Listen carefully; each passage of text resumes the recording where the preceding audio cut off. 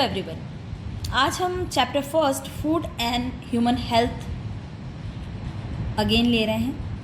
पिछली वीडियो में हमने फूड के बारे में पढ़ा था, मेल न्यूट्रिशन पढ़ा था, कुपोषण, प्रोटीन, विटामिन और खनिज से होने वाले बीमारियां पढ़ी थी और उनके सोर्स और उनसे रिलेटेड बीमारियां। आज हम पढ़ेंगे ह्यूमन हेल्थ। आज हमारा टॉपिक है ह्यूमन हेल्थ। नेक्स्ट टॉपिक है हमारा ह्यूमन हेल्थ।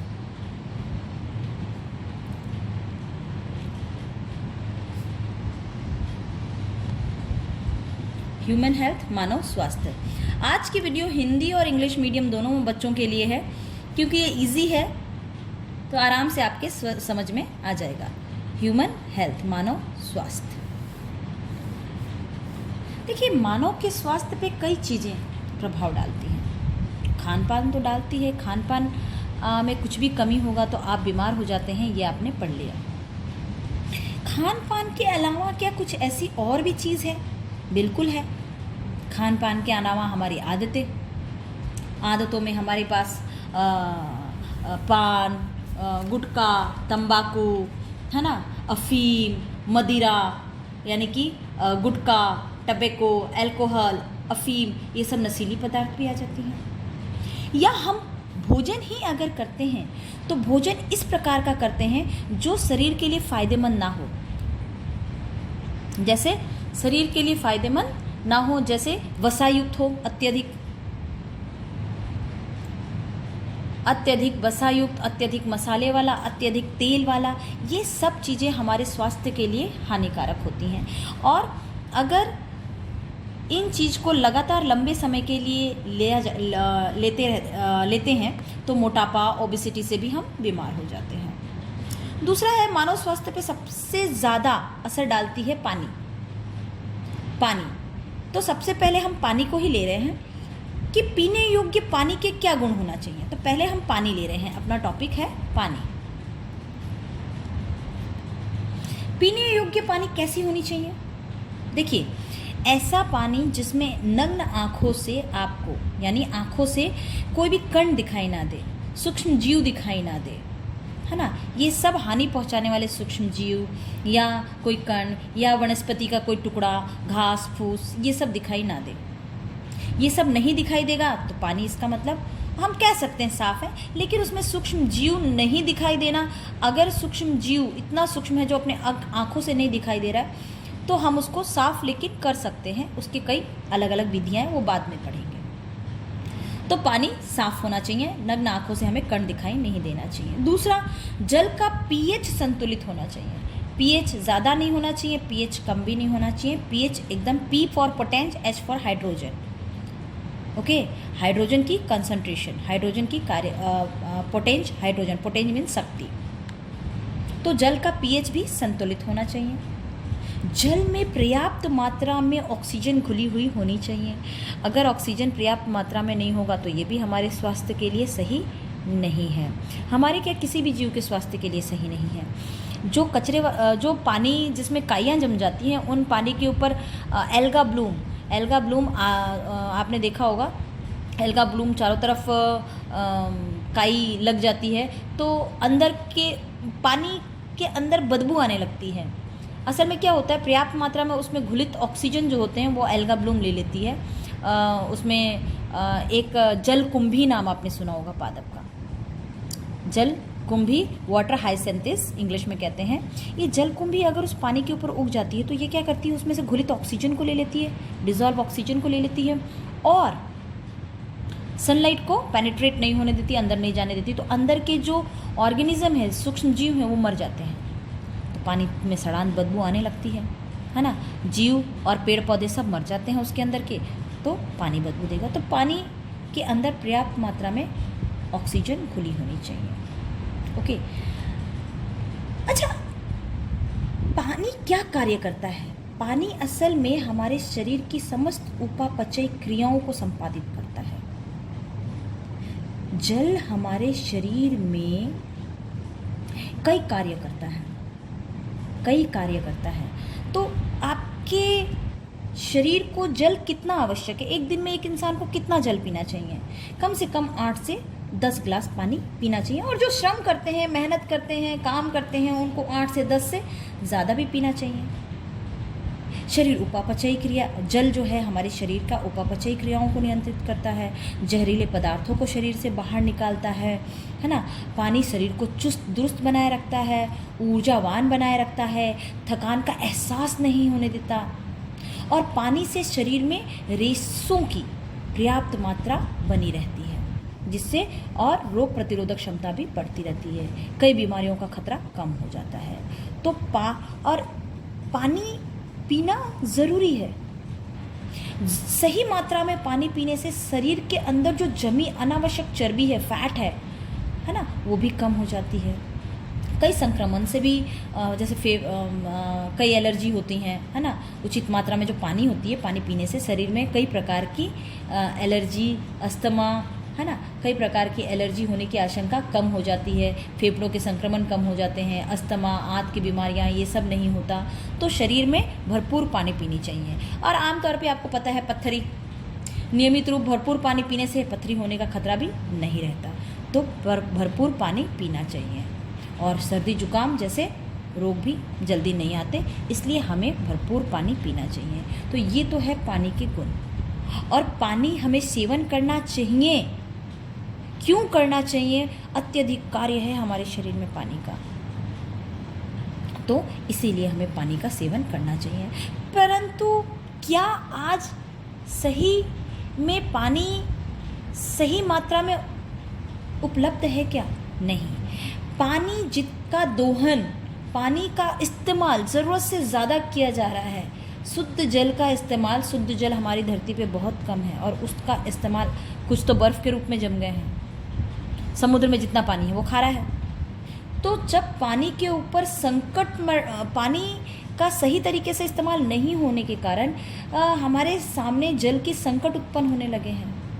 आपको पता ही है, जल प्रदूषण एक कारण है। जल प्रदूषित होगा दिन प्रतिदिन तो जल की कमी तो आएगी ही। तो जल तीनों अवस्थाओं में उपस्थित है, बर्फ, ठोस, तरल, सॉलिड, लिक्विड, गैस, तीनों रूप में मौजूद है। ओके, तो ये था कुछ पानी और पानी के गुण, और पानी से होने वाली कई बीमारियां भी हैं। अगर पानी प्रदूषित हो जाता है तो पानी से कई बीमारियां उत्पन्न हो जाती हैं। अब हम पानी से होने वाली बीमारियों का भी पढ़ लेते हैं, जल प्रदूषण के दुष्प्रभाव पढ़ लेते हैं। अभी तक हमने पढ़ा जल के गुण, अभी तक हमने पढ़ा दूषित जल का दुष्प्रभाव भी है। लगातार इंसान दूषित जल को दूषित करते जा रहा है कई कार्यों से। ये मुझे बताने की ज़रूरत नहीं है कि जल का दूषित होना या जल के प्रदूषण के लिए कौन कौन से कारक उत्तरदायी हैं, कौन कौन से फैक्टर रिस्पॉन्सिबल हैं। हम पढ़ रहे हैं जल प्रदूषण का दुष्प्रभाव हमारे शरीर पे। What is the harmful effect of water pollution. देखिए, इससे अगर पानी पॉल्यूट होगा तो उसमें कई वायरस होंगे, कई प्रोटोजोआ होंगे, बैक्टीरिया होंगे, है ना, कई वर्म्स होंगे, कई विषाणु, जीवाणु, प्रोटोजोआ और क्रिम पाए जाते हैं, और इनसे कई बीमारियां होती हैं, जैसे कि हैजा, पेचिस, है ना, और वायरस से होने वाले हेपेटाइटिस, फ्लू, कॉलेरा, टाइफाइड, पीलिया, ऐसी खतरनाक बीमारियां भी हो जाती हैं। नारू रोग, है ना, नारू रोग, ये नारू रोग का पूछा जाता है। नारू रोग के रोग जनक का नाम बताओ। इंग्लिश और हिंदी दोनों मीडियम के लिए एक ही है, ड्रैकेनिकुलस मेडिनेसिस। इसका जूलॉजिकल नाम है ड्रैकेनिकुलस मेडिनेसिस। तो याद रखिएगा, इसका ड्रैकेनिकुलस मेडिनोसिस मैं लिख देती हूँ। तो ये है अपना नारू रोग का जनक ड्रैकेनिकुलस मेडिनेसिस। इंग्लिश में भी मैंने लिख दिया है ड्रैकेनिकुलस मेडिनेसिस। हालांकि अब इस चीज़ को एरेडिकेट किया जा चुका है। इसमें क्या होता है कि जो फीमेल वर्म होती है, मादा क्रिम, अपने अंडे हमेशा मनुष्य में देती है, या परपोषी यानी कि होस्ट में देती है, जिसके अंदर ये पानी के साथ चली जाती है जिसके शरीर में। और अंडे जब मनुष्य में दे देगी तो शरीर के बाहर जल के साथ असल में क्या होता है कि जो मादा होती है इसमें फीमेल वर्म, तो फीमेल वर्म क्या करती है कि अंडे हमेशा रहती बॉडी में है, जो होस्ट होता है जैसे कि मनुष्य है, इंसान है, उनकी बॉडी के अंदर रहेगी। लेकिन अपने अंडे देने के लिए वो बॉडी से हल्का सा बॉडी में छोटा सा ब्लिस्टर बनेगा, यानी फुंसी जैसा, और अपना शरीर वो थोड़ा सा बाहर निकाल के अंडे हमेशा वो पानी में देगी। अब उस पानी से या फिर जहाँ पर उसको घाव होगा, उस घाव को अगर इंसान धोने जाएगा, हाथ पाँव अगर पानी में धोता है तो वो अंडे साथ में निकल जाएंगे और वो पानी में मिल जाएंगे, और पानी के अंदर से जो भी उस पानी को पिएगा उनमें चला जाता है। ओके, तो हालांकि नारू इरेडिकेट प्रोग्राम 2000 के बाद कार्यक्रम में नारू उन्मूलन कार्यक्रम का 2000 के बाद ऐसा कोई भी रोगी नहीं मिला है। 2000 के बाद ऐसा कोई भी बीमार नहीं मिला है। तो नारू इरेडिकेट प्रोग्राम के अंदर आफ्टर 2000 ऐसा कोई भी रोगी नहीं मिला है। इरेडिकेट हो चुका है, लगभग हट चुका है।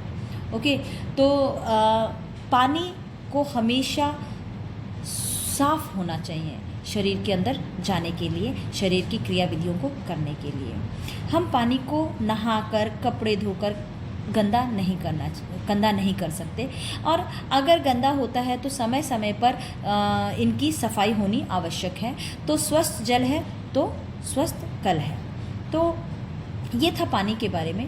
अब हम लेते हैं शरीर के अंदर पानी, दूषित पानी से तो बीमारियां फैली रही हैं, लेकिन बीमारियां ना हो करके अगर शरीर में भोजन के द्वारा, है ना, शरीर में भोजन के द्वारा अगर दूसरी और कोई व्याधि कह सकते हैं या दूसरी और कोई बीमारी उत्पन्न हो जाए, तो बीमारी नहीं कह सकते, दूसरी और कोई हानिकारक प्रभाव उत्पन्न हो जाए शरीर के अंगों पर, तो इन्हीं में एक है मोटापा।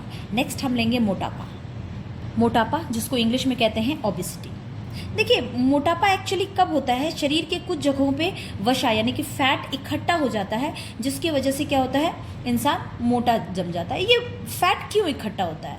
अनहेल्दी फूड खाने पे। आप जो खाना खाते हैं या फिर आपके पूरे दैनिक जीवन के कार्यक्रम से, अगर आप खाना खा रहे हैं और सारे दिन पड़े रहेंगे, खूब ज़्यादा ऊर्जा युक्त खाना खा रहे हैं, एनर्जी युक्त खाना खा रहे हैं और सारे दिन पड़े रहेंगे, काम नहीं करेंगे, तो शरीर में क्या होगा, फैट इकट्ठा हो जाएगा। और फैट इकट्ठा हो जाएगा तो क्या होगा, इंसान को मोटा तो होना ही है ना। तो वसा के इकट्ठा होने के कारण मोटापा होता है। वसा के इकट्ठा होने के कारण मोटापा होता है। तो मोटापा वो स्थिति है जहाँ शरीर में अत्यधिक वसा इकट्ठा हो जाता है, ज़रूरत से ज़्यादा इकट्ठा हो जाता है, यानी एक सीमा के पार इकट्ठा हो जाता है। वह मनुष्य के स्वास्थ्य पे हानिकारक प्रभाव डालता है ना। देखिए, एक होता है शरीर का भार सूचकांक, मानव का भार व लंबाई का अनुपात होता है, जिसे कहते हैं BMI, बॉडी मास इंडेक्स, मानव भार व लंबाई का अनुपात। क्या होता है? शरीर का भार सूचकांक। जब 25 किलोग्राम प्रति मीटर स्क्वायर के बीच हो तब मोटापा पूर्व स्थिति, और ये जब 30 किलोग्राम प्रति मीटर से अधिक हो तो इंसान कैसा होता है? मोटा, है ना। जब हमारे बॉडी का नापा जाता है सूचकांक, तो उसमें अगर 25 केजी पर मीटर स्क्वायर के बीच हो तब मोटा नहीं है इंसान, लेकिन 30 केजी प्रति मीटर स्क्वायर से अधिक है तो इंसान मोटा है। भार और लंबाई के अनुपात की बात कर रहे हैं। अब मोटापे से बीमारियां क्या क्या हो सकती हैं? मोटापे से कई खतरे हो सकते हैं। मोटापे से कई रोग शरीर से जुड़ जाती हैं, जैसे हृदय रोग, हार्ट डिजीज़, मधुमेह, डायबिटीज़, है ना, और सांस लेने में दिक्कत होती है, और कई प्रकार के कैंसर भी हो सकते हैं। अस्थि संधाय यानी कि कई प्रकार के कैंसर्स हो जाते हैं, और रेस्पिरेटरी प्रॉब्लम हो जाती है सोते वक्त, और खूब सारे प्रॉब्लम हो जाती हैं। इससे गोल ब्लैडर डिजीज़ भी कई हो जाती है, हार्ट अटैक आ जाता है, हार्ट स्ट्रोक हो जाता है, हाई ब्लड प्रेशर हो जाता है। ये सारी चीज़ें मोटापे की वजह से हो सकती हैं। कौन कौन सी? High blood pressure, heart attacks, है ना, डायबिटीज़, है ना, गोल ब्लैडर की प्रॉब्लम, गोल ब्लैडर डिजीज़ हो सकती है, रेस्पिरेटरी प्रॉब्लम हो सकता है, और कई प्रकार की कैंसर्स हो सकते हैं। तो ये सारी चीज़ों से बचने का एक ही तरीका है कि मोटापा ना हो, वजन ना बढ़ने दिया जाए, और जो भी हम खाना खाते हैं उसमें ज़्यादा फैट ना हो, जंक फूड को हम अवॉइड करें, और फिज़िकल एक्सरसाइज हम अपने लाइफ का एक रूटीन बना लें एक्सरसाइज करने का, जिससे क्या होगा, फैट इकट्ठा नहीं होगा। ओके। कॉज ऑफ ओबेसिटी को कहते हैं hypothyroidism, also cause obesity. Hypothyroidism भी जो है वो ओबेसिटी का कारण है। मैं लिख देती हूँ, इंग्लिश हिंदी दोनों में इसको हाइपोथायराइडिज्म ही कहते हैं। तो हाइपोथायराइडिज्म भी मोटापे का एक कारण है। अब हम ले रहे हैं नेक्स्ट टॉपिक अपना, ब्लड प्रेशर। जनरल जो आपके एग्ज़ाम में आएगा उन्हीं चीज़ों से हम डिस्कस कर रहे हैं, और वही चीज़ें पूछी जा सकती है। जैसे पूछा जा सकता है ओबेसिटी कितना केजी पर मीटर स्क्वायर होगा अगर बॉडी का BMI, तो ओबेसिटी होगी। तो आप बताएंगे 30 kg पर मीटर स्क्वायर से ज़्यादा होगा तो ओबेसिटी होगी। BMI कितना होना चाहिए, 30। अगर 25 हुआ तो 25 kg पर मीटर स्क्वायर हुआ तो वो प्री स्टेज होगा ओबेसिटी का। कौन सा, प्री स्टेज, हाँ, मोटापा की पहले की स्थिति। ओके। अब हम ले रहे हैं ब्लड प्रेशर। ब्लड प्रेशर होता क्या है, देखिए, रक्त वाहिनियों में जो रक्त बहता है तो वाहिनियों की दीवारों पर जो दाब डाला जाता है, देखिए हमारी बॉडी में ब्लड बह रहा है तो ऑब्वियसली ब्लड वेसल्स यानी रक्त वाहिनियों में ही बहते हैं। तो जो रक्त बह रहा है वो बहते हुए रक्त जो उनके भित्तियों पे दाब डालते हैं, उनकी दीवारों पे, उनके वॉल्स पे जो दाब डाल रहे हैं उसको कहते हैं ब्लड प्रेशर। और ये ज़रूरत से ज़्यादा हो जाएगा अगर तो भी प्रॉब्लम, और कम हो जाता है तो भी प्रॉब्लम। तो एक नॉर्मल इंसान का, एक स्वस्थ इंसान का क्या ब्लड प्रेशर होना चाहिए, सिस्टोल और डायस्टोल। तो हम ये देखते हैं, एक नॉर्मल इंसान का 120/80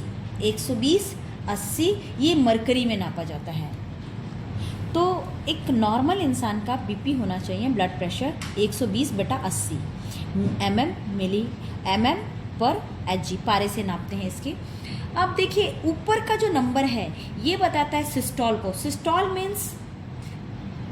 मीन्स धमनियों के दाब को बताता है, यानी कि हार्ट की मांसपेशियां कितनी संकुचित होती हैं, है ना, कितनी संकुचित, सिकुड़ करके, है ना, मांसपेशियां संकुचित होकर धमनियों में रक्त को पंप करता है, ये इस चीज़ को बताता है। और डायस्टोल नीचे का बताता है। डायस्टोल का मतलब शिथिलन मतलब रिलैक्स अवस्था। रिलैक्स में कितना दाब डालते हैं, जब आराम होता है, जब दबाव कितना से कितना दबाव डाल सकते हैं, सिस्टोल, और ये डायस्टोल को बताता है। ओके। तो ये याद रखिएगा, सिस्टोल प्रेशर जो अपर वैल्यू है वो प्रेजेंट करता है आर्टरीज के ऊपर पड़ने वाले कॉन्ट्रैक्शन को, और नीचे जो लोअर वैल्यू है वो डायस्टोल को बताता है आर्टरीज के कॉन्ट्रैक्शन के बाद रिलैक्सेशन को। ओके। तो ये है हमारा नॉर्मल ब्लड प्रेशर इंसान का।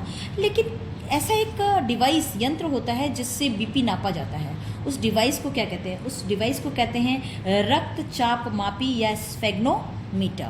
रक्तचाप मापी या स्फेग्नोमीटर। तो यंत्र का नाम है रक्तचाप मापी, या इंस्ट्रूमेंट कह सकते हैं स्फेग्नोमीटर। ओके। तो ब्लड प्रेशर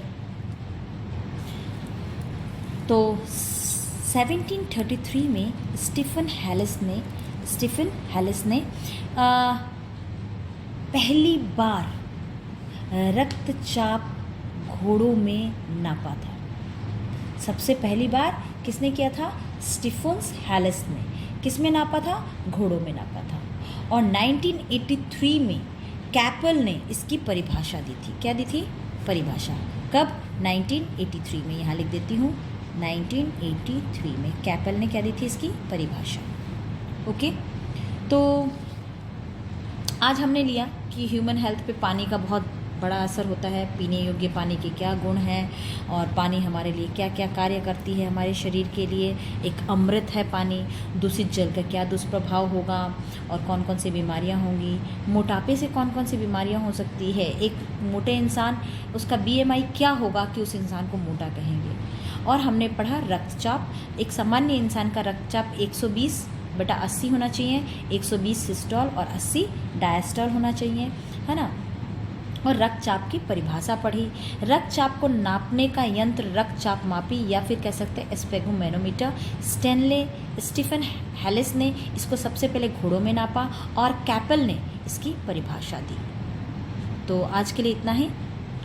नेक्स्ट टॉपिक हम अपने अगले वीडियो में पढ़ेंगे। Thank you.